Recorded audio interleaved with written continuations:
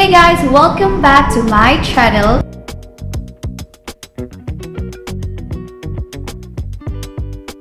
So for today's vlog, we are now here in Hana Beauty and we are about to get our massage. But before we do that, I'm gonna ask my friend here, my new friend, David. He is retired here in Vietnam. So let's ask him why he chose Vietnam over Philippines, because you've also been in the Philippines before, right? Yes, that's correct. I have lived a few years in the Philippines, and I've had the experience of the Philippines as well as here in Vietnam. I've been here for about 5 years, and I spent two years, about 2 to 3 years in the Philippines living there before I came to Vietnam. So why did you choose Vietnam over Philippines? Well, one of the reasons that I chose Vietnam was the healthcare system. I really enjoy the healthcare services here. The infrastructure is very well built up, and they are very professional and financially astute with the giving of the healthcare. And when I said infrastructure, I mean the infrastructure of Vietnam and the city itself, pertaining to transportation, communication, power, and electricity. You know, you don't have the brownouts that you do in the Philippines, and those are the top reasons that I can't get. And then it was also the access to, as a Westerner, those Western cafes, and coffee shops, and diners and restaurants and things like that. I really enjoyed those things. But the number one was the healthcare services provided here in Vietnam, as well as the infrastructure. Is it okay if I ask you what's your experience in healthcare in the Philippines? Sure.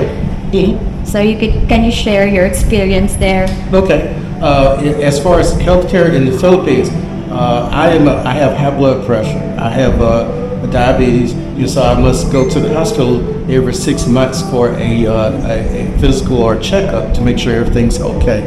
And while I was there in the Philippines, each time that I would go to the hospital, it was different charges for the same laboratory results and exam that I was given, and everything was always unclear. It was just written on a piece of paper.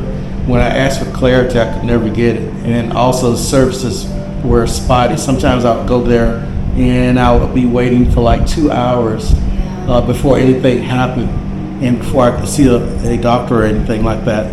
And so a couple of times I went there and just could not be seen and had to come back the next day. And but here in Vietnam, the difference was when I came to Vietnam, the experience is I go to the hospital and I'm seen within an hour. And actually, it only takes an hour to get in and out, and that's with the laboratory results and different things. Since I've been here in Vietnam, I've had a motorcycle accident a few times and a few injuries, and so I've been hospitalized. And I don't think that the service I received in Vietnam here, I would have received the same in the Philippines. And the number one thing I would say is when you go to the Vietnamese hospital, they're not looking for money first. They accept you in, they give you services, they get you stable and on your feet. And afterwards, they'll come and say, okay, what can we do to work out payments for the services provided? And that's where you're like, okay, I got some insurance, I got some money, I'll work this out, I'll work that out, whatever. Yeah, so in the Philippines, they will not touch you if you don't have the money down. So that's, Right. I know that. And that was a scary part for me in the Philippines because you can't exactly carry enough money on you all the time. You're not connected to your bank 24/7 other than with your ATM card, which you may or may not have on you when you go to the hospital. And if you don't have someone with you that can access the funds, you kind of out of luck in the Philippines. Here in Vietnam, it was very easy, very simple. And as a matter of fact, my girlfriend came to the hospital and also gave directions to the hospital staff while I was in a coma. I was not able to speak for myself or anything, and she gave directions which they took to provide different services, room services, and things like that for me. And this is all without being paid anything beforehand. So when I did come to and wake up, then I was pleased to discover that she did not have any issues with staff or them asking, where's the foreign's money, and things like that. Most of my viewers wants to retire in Asia and they're looking for affordable places. So Philippines for that is cheaper, but how about here in Vietnam, the accommodation? Can you compare it to the Philippines, to here, the accommodation? I think the accommodations in Vietnam are commensurate with the scale of pay or rent that you might seek in the Philippines. And what I mean is the quality of life is based on what you want in your life. Do you want aircon? Do you want infrastructure? Do you want Wi-Fi? Do you want electricity? And so here in Vietnam, all those things are pretty much ubiquitous. And so if I spoke on a pay scale, I would say you can get a 2-bedroom apartment from anywhere from starting at $300. Now, it won't be in the city, okay, because as everyone knows, it doesn't matter where you live. If you live in the city, it's got to be a little bit higher. But I can get an apartment here in downtown Saigon for $400 if I really wanted to. And it would be a studio apartment. And it has aircon and Wi-Fi included. Aircon and Wi-Fi would be included. And most of the time, Vietnam is big on having maid service. They service department. They really sell that. They say it's $300 or $400 per month. That includes usually the electricity as well. Wow. So everything comes with furnished, comes with water. That's included in there. And the electricity is the only thing, or energy is the only thing that's extra. But Wi-Fi and water is included, as well as the maid service. So anywhere you go, they're going to say furnished, maid service, Wi-Fi, TV, internet included, and it's going to start at $300, $350. If you go up to Da Nang, it's even cheaper.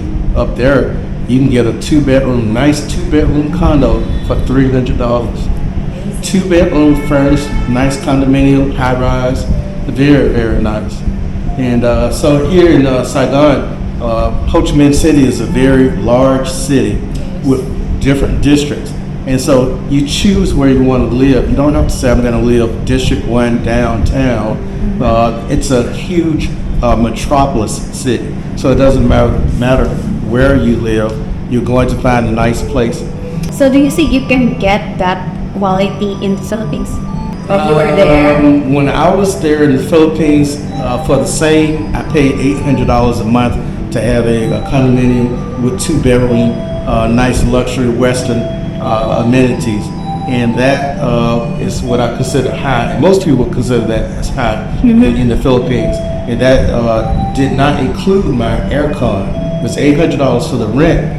Then I had to pay extra for the Wi-Fi. I had to pay extra for the water.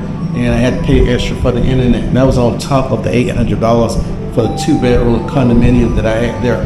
Now, that was a little bit high. And so I know that I could get a place for $500 in the Philippines. And then it's $500, 1-bedroom or studio.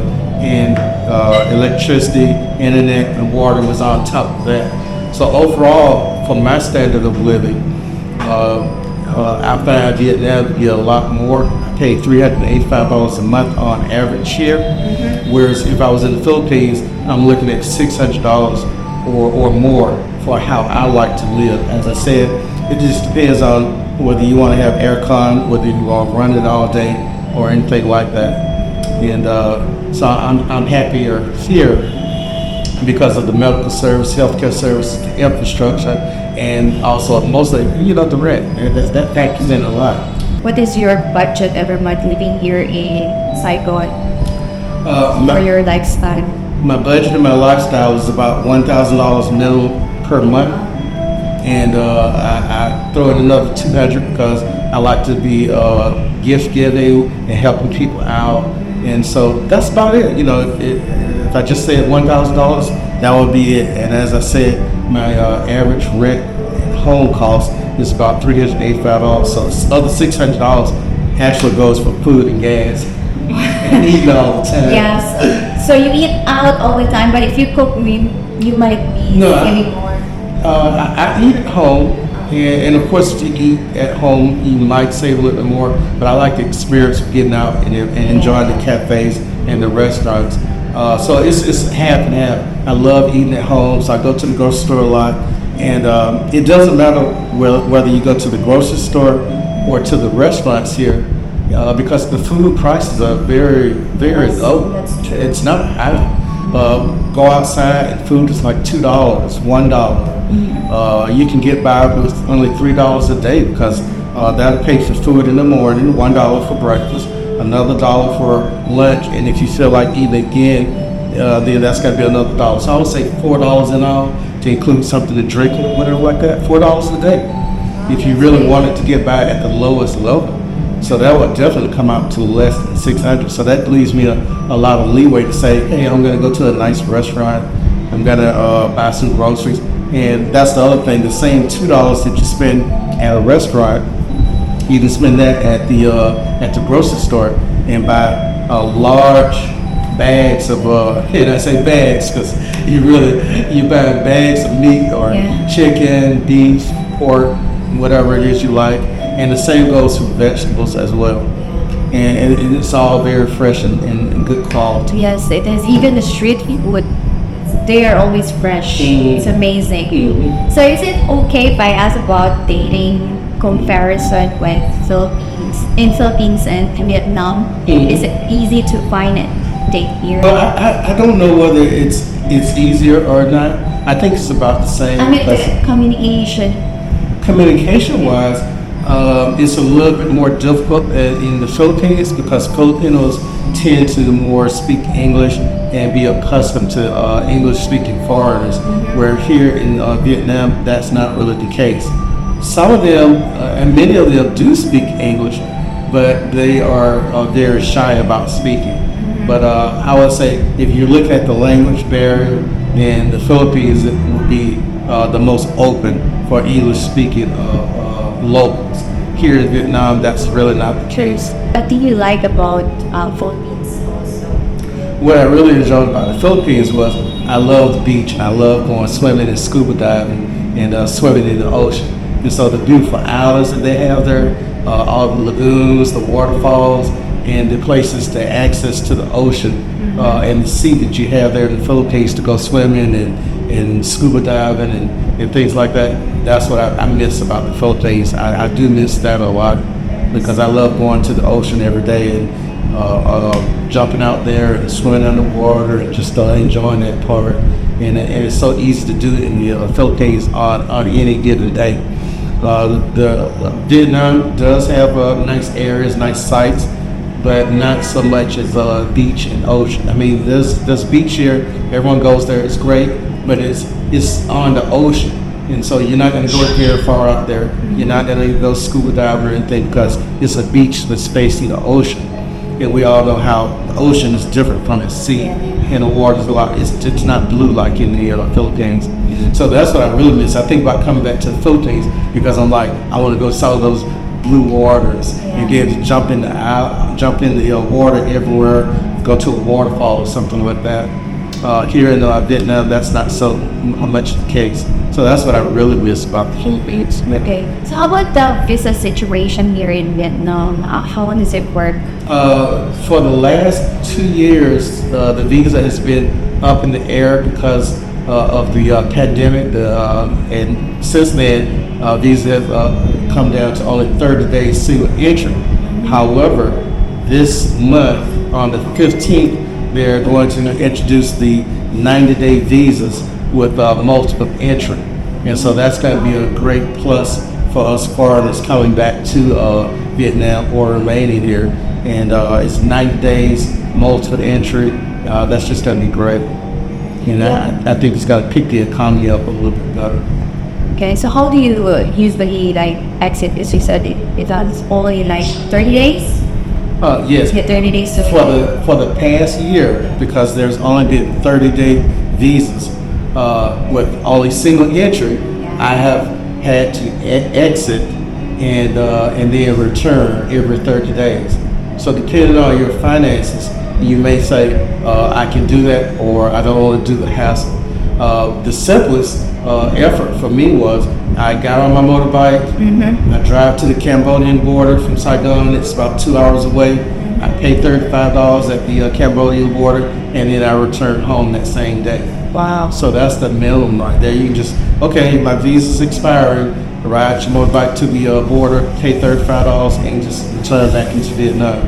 Now you do have to request a visa letter prior to entering Vietnam online, which is very easy, and they'll deliver the letter to you within 72 hours of you applying for it, and that's $25 on the Vietnamese government website. If you go to other commercial services, they're going to charge anywhere from $50 to $100 for your visa letter. But actually, if you just go to the Vietnam government site, it's $25 flat, and it's just as simple as that. So before we end this video, I want to ask you what motivates you to move here in Asia? Well, what motivated me to move here in Asia, I would have to say it was the conditions and situations back in America where things are not as is presented to the world, where you have access and care and things like that. And but mostly, I would say financial. Most people come here for financial reasons. That was one of my reasons. The quality of life here is very much different and above American social life. America's social life is pretty much dead these days. And I think if you're a Westerner or an American, you know what I'm talking about. Our cities are dead. Going out for activities is limited to, you can go to the bar, you can go to the club, or you can just stay at home. And that's about it. And my options, I feel that are beyond just going to a club or going to a bar, and then there's nothing else left after that. Here in Southeast Asia, they have so many social activities outside going on 24/7, even in the Philippines. It was just great just walking around safely at nighttime. So I'm going to say that is one of the biggest reasons why I left America and came to Southeast Asia. I'm going to say safety. I got tired of looking over my back. I'm going to have to be honest with that part. You're looking around, you're wondering when someone's going to come by and do the wrong thing. You're bothered with disrespectful people who are ignorant of manners, and if you're out walking with your lady or your friends and they want to get in your face, they want to say something to set you off or whatever like that, very disrespectful. And when it gets dark in America, it becomes even more like, oh, it's dark, I can be disrespectful, I can say whatever I want to say, what are you going to do about it? So we have a culture that's not respectful as it is here in Southeast Asia. And respectful does not mean subservient or servile or anything like that. It just means respect for everyone, and that's what I'm really trying to say that I came to Southeast Asia for. That's very inspiring. I hope it inspires you guys to plan your future. Thank you so much, David, for sharing your information about moving here in Asia. And we're gonna have our massage now. If you happen to be here in Ho Chi Minh City, check out Hana Beauty.